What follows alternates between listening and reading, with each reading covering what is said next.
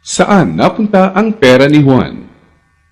Kaibigan, pamilyar ka ba sa tatlong mukha ni Juan pagdating sa paggamit ng pera? Alam mo bang may pagkakaiba sa ugaling pinansyal si Juan mahirap, middle class at mayaman? Sobrang simple lang ng mga pagkakaibang ito. Magtataka ka kung hindi lahat ng tao pamilyar dito. Mga simpleng diskarteng dahilan kung bakit ang mahirap lalong humihirap, ang middle class stressed out at walang oras, at ang mayaman lalong yumayaman.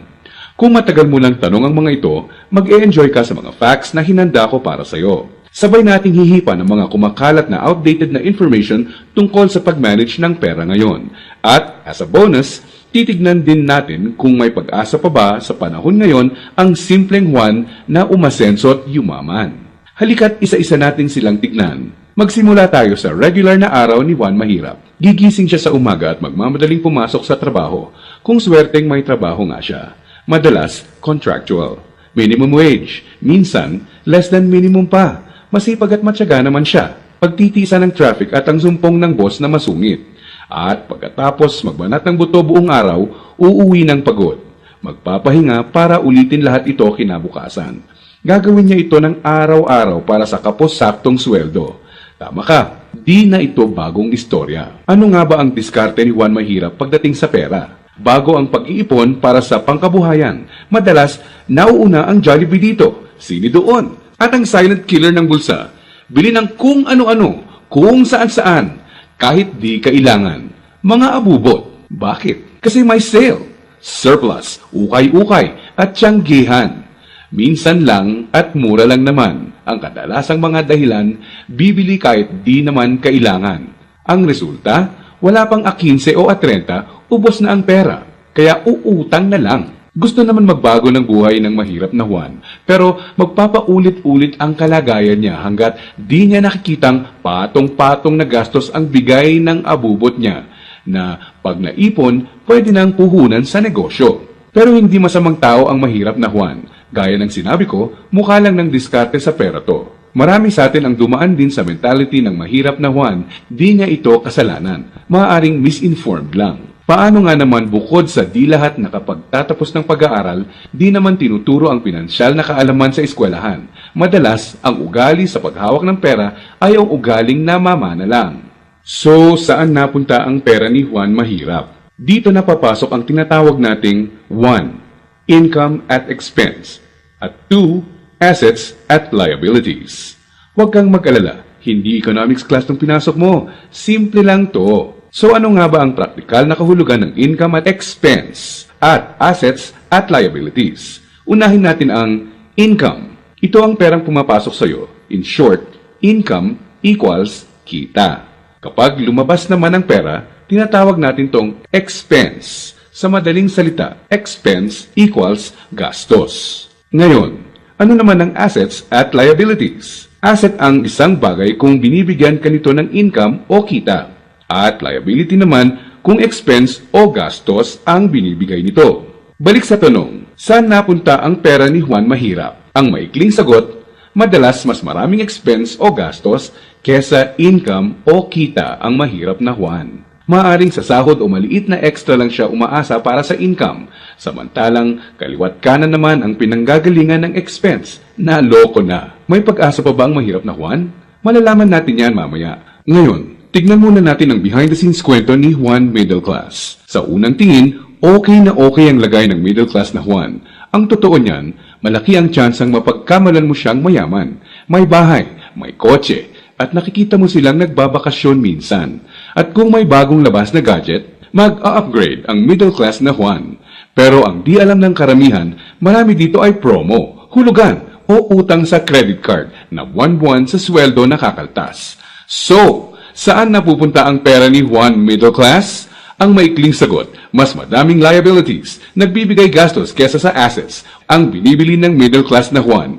Imbes na investments na gagawa ng income, nauuna sa listahan niya ang paggagamitan ng pera, ang upgraded na lifestyle.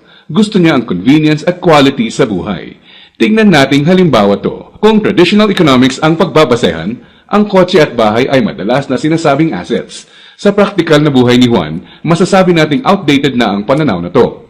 Sa definisyon natin ng asset, Ang isang bagay ay asset kung gumagawa ito ng income. Pero madalas, pagka down payment mo ng kotse, bahay o alahas, money out agad. Sa mga susunod na buwan, may babayaran ka ulit. At huwag mong kakalimutan, andyan pa ang insurance at tax. Money out nga naman. Liabilities. Ang kotse ay nagiging asset lang kung nakakatulong siya ng gumawa ng income.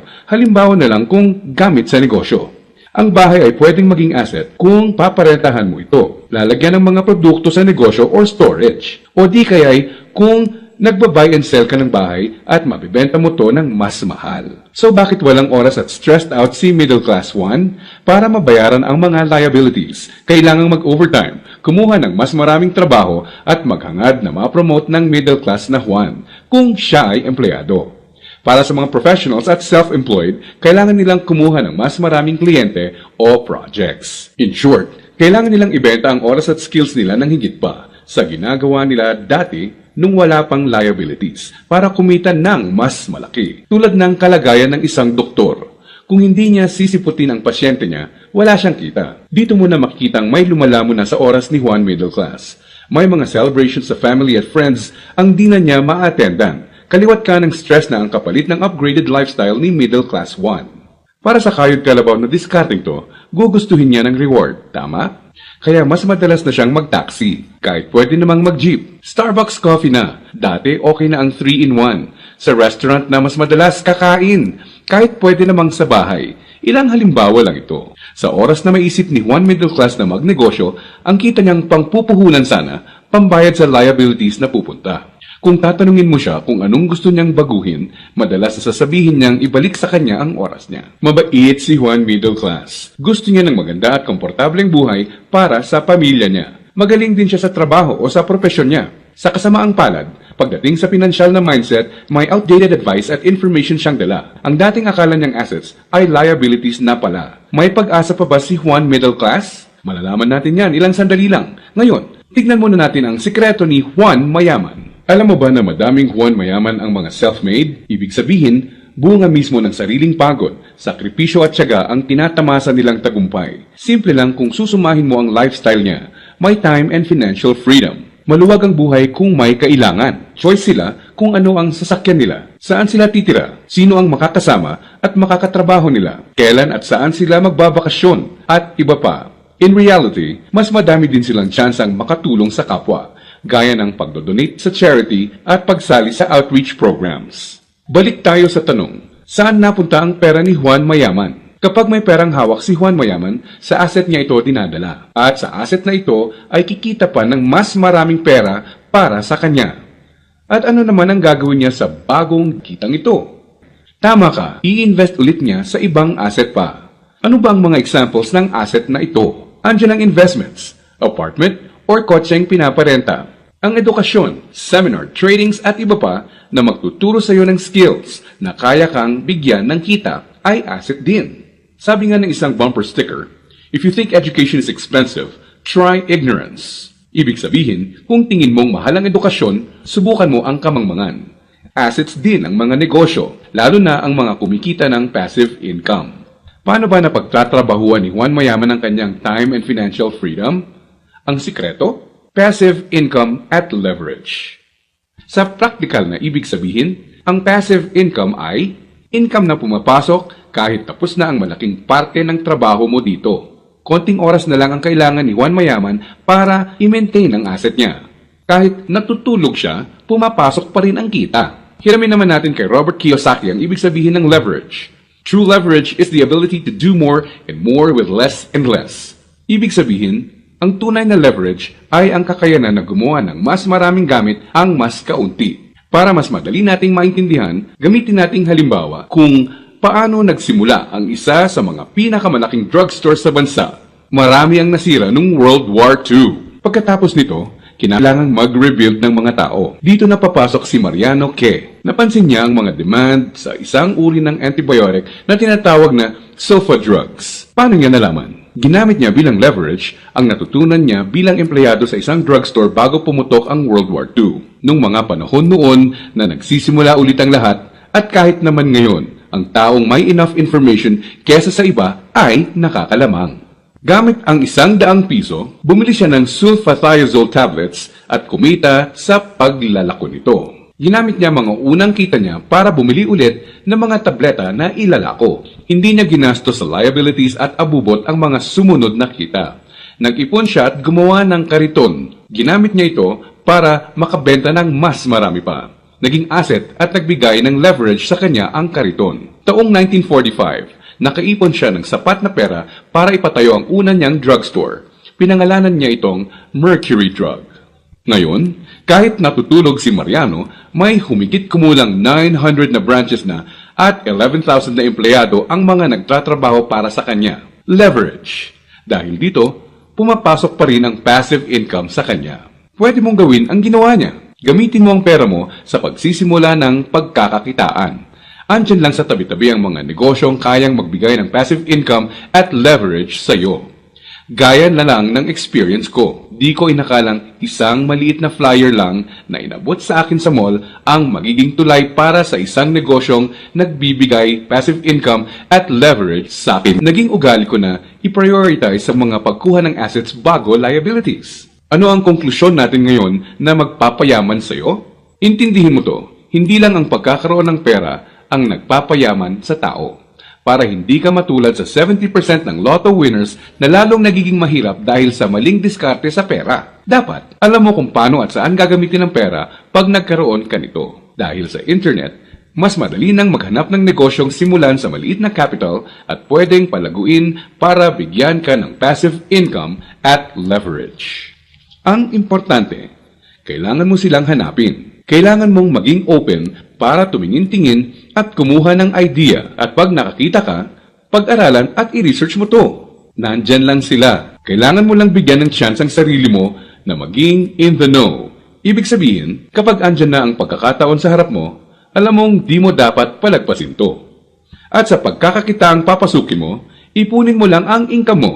Gamitin mo to para palaguin pa ang assets mo hanggang ang kita ng assets at negosyo mo kahit di mo na directly pinatatakbo, ay nagbabayad ng bakasyon, gadgets, kotse, at bahay ng pamilya mo. Gaya ng mga self-made na Juan Mayaman, kaya mo itong simulan. So, si Juan Mahirap, unang binibili ay ang mga abubot. Si Juan Middle Class, unang binibili ay liabilities. At si Juan Mayaman naman, unang binibili ay assets. Welcome sa explanation ng marketing plan na ito ng Alliance in Motion Global. In this presentation, we hope na ipakita sa inyo kung paanong ang aming system ay nagawang makatulong sa libu-libong mga ordinaryong tao na matupad ang kanilang mga pangarap at kung paanong marami sa kanila ay excited sa kanilang future dahil sa aming program. We are hoping na ikaw, tulad ng karamihan, ay magawang maintindihan ang vision and plan dahil ang makikita mo ngayon ay maaaring magbigay sa iyo ng isang magandang lifestyle. We believe that with your desire, kasama ang aming proven system, ay magagawang magtagumpay. Naniniwala kami na sa aming program, kasama ng buong tiwala mo sa iyong sarili, kakayanin mong maabot ang iyong inaasam sa buhay.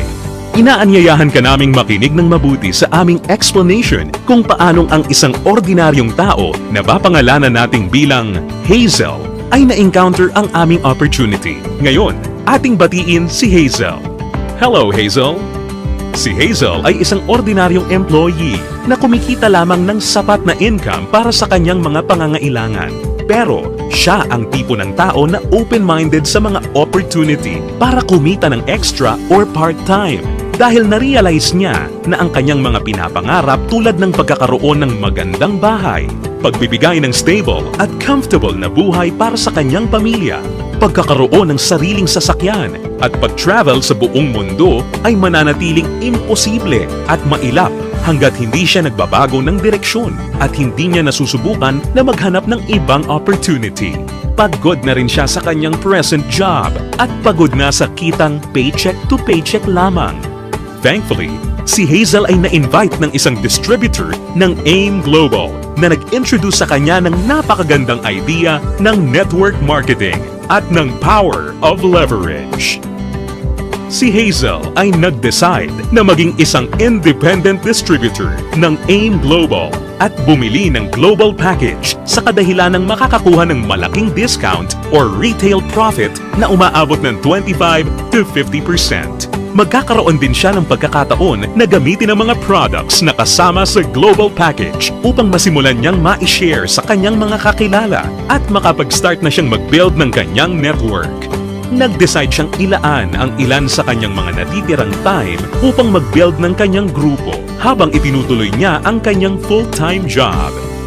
Siya ay lalong na-excite nang malaman niya na ang lahat ng kanyang kinakailangan na knowledge at skills sa business ay matututunan niya sa free training program ng AIM Global na nakadesign upang turuan ng mga tao na walang experience or background sa sales and marketing. Siya ay lalong na-motivate sa mga success stories ng mga distributors na iba't iba ang background at na kayang makuha ang kanilang mga pangarap at inaasam sa buhay sa pamamagitan lamang ng pagsunod sa system ng Alliance in Motion Global. Si Hazel ay lalong na-motivate nang malaman niya na ang AIM Global ay gumagamit ng isang hybrid marketing plan. Ito ay combination ng binary, unilevel, at stair-step marketing plans. Tatlong magkakaibang programs rolled into one. Ito ay talagang kakaiba sa ibang companies na nakita at napakinggan niya na mayroon lamang isang marketing plan. Ito ay isang proof na ang compensation plan ng AIM Global ay tunay na generous at lucrative. Natutunan din ni Hazel na ang kanyang commission ay makakalculate sa pamamagitan ng points na mabubuo mula sa sales ng products ng kanyang buong grupo.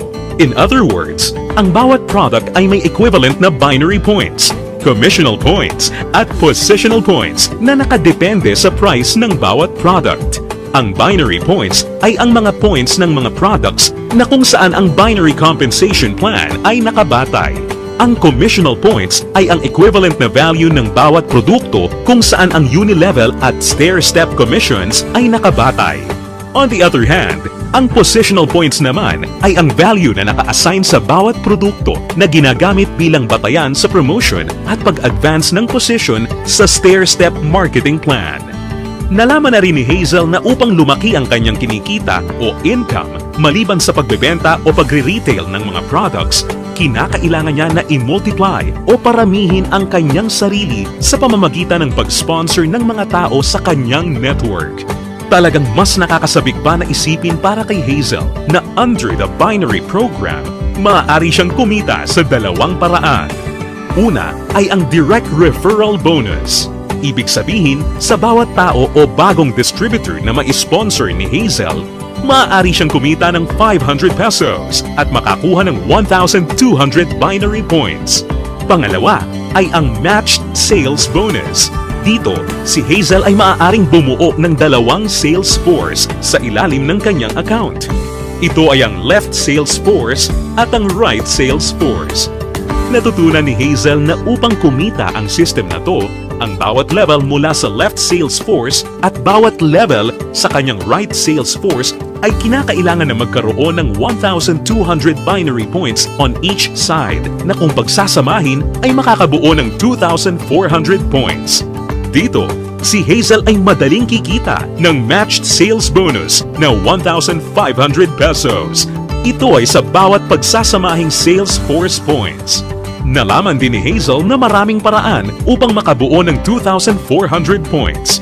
Una ay kung ang global package na nagkakahalaga ng 1,200 binary points ay imamatch o ipapares sa isa pang global package. Pangalawa, global package sa isang side na imamatch naman o ipapares sa product reorder na nagkakahalaga rin ng 1,200 points. O kaya naman ay product reorder na may 1,200 points ay imamatch o ipapares rin sa isa pang product reorder na nagkakahalaga rin ng 1,200 points. At this point, na-realize din ni Hazel na sa pamamagitan ng pagtuturo niya ng sistema na ito sa kanyang mga downlines ay maaari nilang ma-duplicate si Hazel at ang kanyang network ay lalong lalaki exponentially kasama ang kanyang income.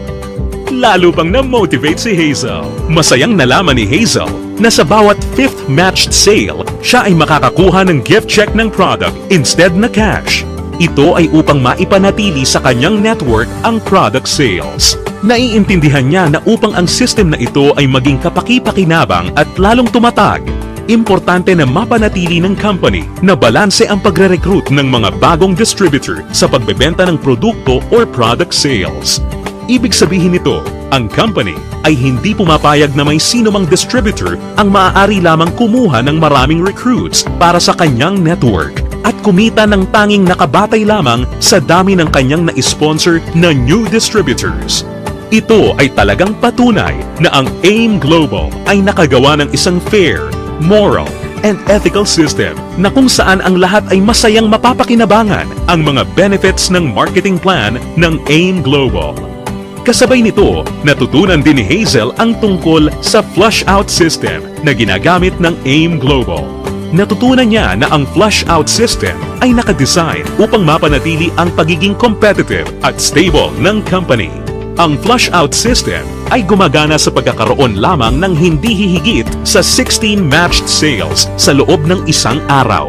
Ito ay binubuo ng 2 8 matched sales sa isang cycle.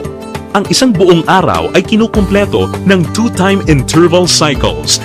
Ang unang cycle ay mula 12 ng umaga hanggang 11:59 ng tanghali. At ang pangalawang cycle naman ay mula 12 o'clock ng hapon hanggang 11:59 ng gabi. Natutunan din ni Hazel na kung sakali siya ay pumasok sa ikawalo o 8th matched cycle, ang kanyang points ay babalik sa 0 points. Gayunpaman, ang pangwalo o 8th matched sales ay hindi maaapektuhan at agad-agad natutumbasan ng income o kita.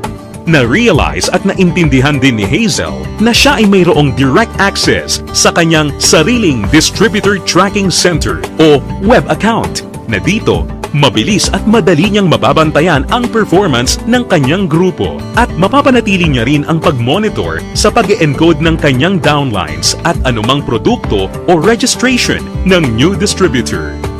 Si Hazel ay lalong na-excite nang matutunan niya na kung sakaling magawa niyang ma-maximize ang 16 matched sales per day, siya ay kikita ng potential gross income na 24,000 pesos per day o katumbas ng 500,000 pesos per month.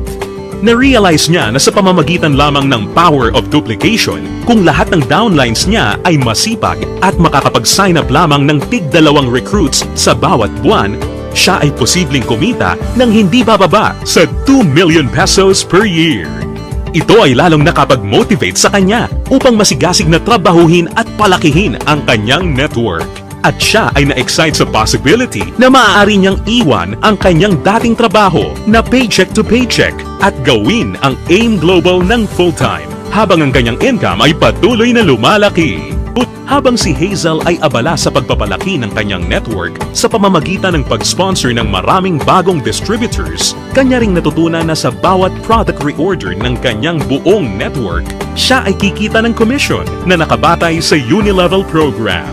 Under this program, si Hazel ay kikita ng 10% of the commissional points ng mga products na binibili ng kanyang mga directly sponsored distributors o mga first-generation downlines. At mayroon siyang 5% commissional points ng mga produktong binili naman ng kanyang mga downlines mula sa 2nd generation hanggang sa kanyang 10th generation. Ito ay mas lalong nakapag-motivate kay Hazel, lalo na nung kanyang ma-imagine kung gaano kalaking commission ang kanyang matatanggap kung ang kanyang grupo ay lumago ng higit sa 1,000 distributors sa kanyang 10th level sa pamamagitan lamang ng Power of 2.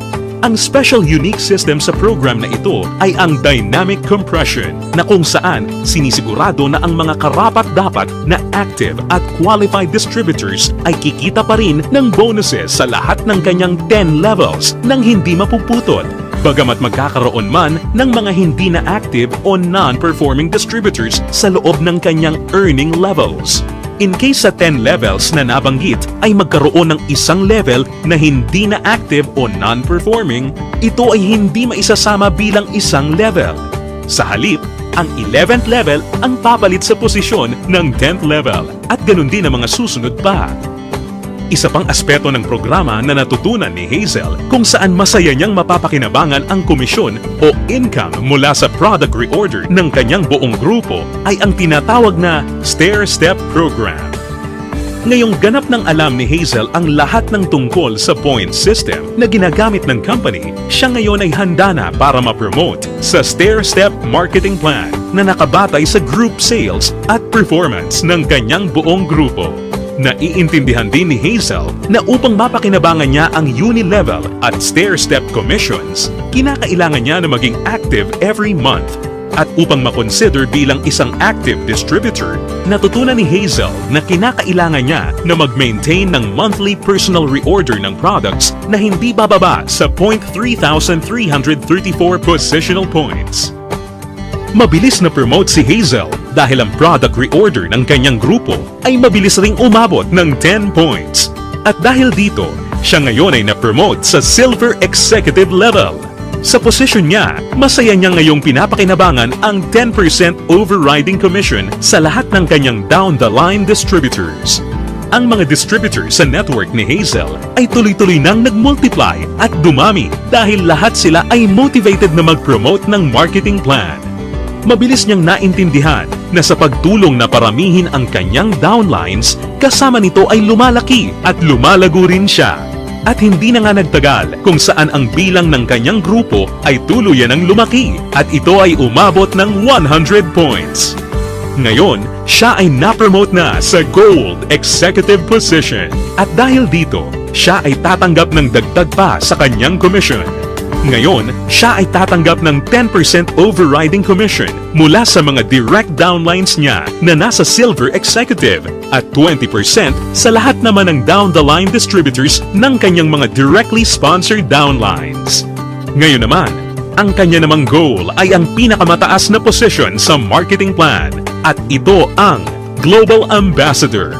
Kanyang natutunan na ang pag-build ng grupo ay hindi gaano kahirap sa kadahilanan na ang lahat ng points na kanyang kinakailangan para sa kanyang promotion ay nakabase sa kanyang personal sales kasama ang sales ng kanyang buong grupo or group sales at ang pag-iipon ng lahat ng points na ito ay walang time frame or deadline.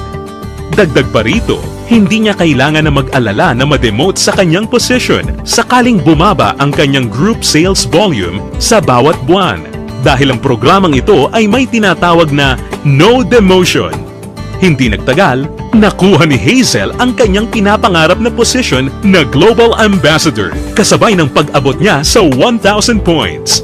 Ngayon ay masaya niyang pinapakinabangan ang buong benefits ng marketing plan habang siya ay sabay-sabay na kumikita ng 10% mula sa kanyang direct Gold Executive downlines, 20% mula sa kanyang mga direct Silver Executive downlines, at 30% mula sa lahat ng kanyang mga direct distributor downlines.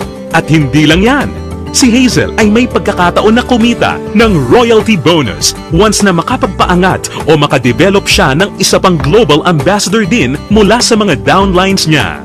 Nasabik si Hazel at masayang nalaman na sa praktikal na paraan siya ay maaari pa ring makapag-sponsor ng mas marami pang new distributors na lalo pang makakapagpataas ng kanyang income. Dito, tunay na siya ay may full control para palakihin pa ang kanyang kita sa halaga na kanyang gusto. Ngayon, ito na si Hazel matapos siyang mag-decide na bumili ng global package at masigasig na i-work out ang business at system. Ngayon, siya ay nakakatanggap ng 25 to 50% discount sa lahat ng products na kanyang gagamitin or ibebenta. Masaya niya ring pinapakinabangan ang direct referral bonus at ang matched sales bonus sa ilalim ng binary program na nagbibigay sa kanya ng potential income of at least 500,000 pesos a month. Kumikita rin siya ng 5 to 10% sa Unilevel program batay sa mga product reorder ng kanyang buong grupo. At masayang nakakatanggap ng dagdag na 10% to 30% overriding commission mula sa kanyang buong grupo bilang isang Global Ambassador.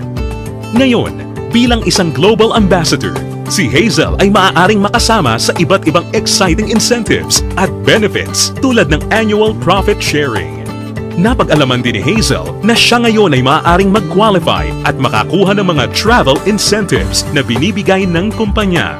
Ito ay ang all expenses paid travel sa iba't ibang magagandang lugar sa US, Europe, at iba pang exciting na bansa at lugar sa Asia. Sa wakas, ang kanyang pangarap na makapamasyal at maikot ang buong mundo ay natutupad na niya. At higit sa lahat ng mga great benefits at incentives na ipinamimigay ng kumpanya, ay maaari ring ipasa o ipamana ni Hazel ang kanyang negosyo sa kanyang mga anak at patuloy silang kikita sa network niya. Ito ay ang inheritance income. Ngayon, nakamit na ni Hazel ang kanyang matagal ng pinapangarap. Dahil sa kanyang business sa AIM Global, siya ngayon ay may total control sa kanyang buhay. May financial freedom para mabuhay ng mas maayos na lifestyle at mayroon ding time freedom para mag-enjoy kasama ang mga mahal niya sa buhay. Ngayon, think about it. Ikaw ang maaaring susunod na Hazel sa AIM Global. Ang kinakailangan mo lang ay ang buong tiwala sa iyong mga pangarap at kakayahan na ibigay ang lahat ng iyong makakaya upang maabot at makuha ang mga ito. Ang AIM Global ay nagawa ng makatulong sa libu-libong mga tao upang matupad ang kanilang mga pangarap. With our tested and proven system, kasama ang iyong pagiging open-minded, pagkakaroon ng belief and desire, sabay nating tuparin ang tagumpay at abutin ang iyong mga pangarap.